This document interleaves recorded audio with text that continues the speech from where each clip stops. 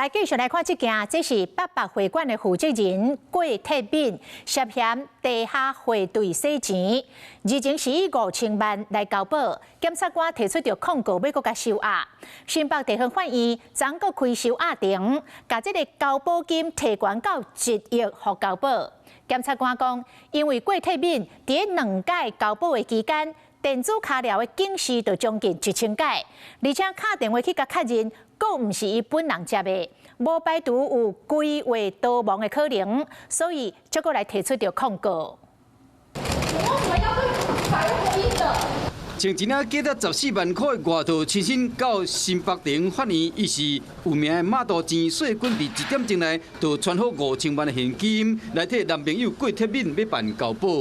请各位媒体对我那对这个案情有力的证据调查那平民的报道，这样就是谢谢大家。郭铁敏是八八会馆的负责人，涉嫌洗钱217亿，进前得到5000万的交保，检方不服提出控告。检察官提记录证明，讲郭铁敏头一摆交保，电子卡口警告到926摆，除了离线要电量无啥够，卡电的过，佫毋是伊本人接的，怀疑有规划逃亡的可能。加上女朋友钱水军又佫雄雄写文章咧批评，有可能是企图要操作社会公论。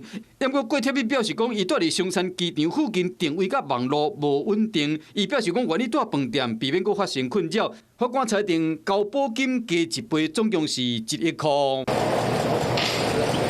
郭铁敏的亲信张旭升同款嘛是保金加倍，总共1000万交保。两人除了拢维持限制出境、出海、甲住宿以及科技监控以外，佫增加每一天早起10点到12点。爱伫指定的门牌号码翕有看到面的相片，传到监控中心，就是要避免走出去的风险。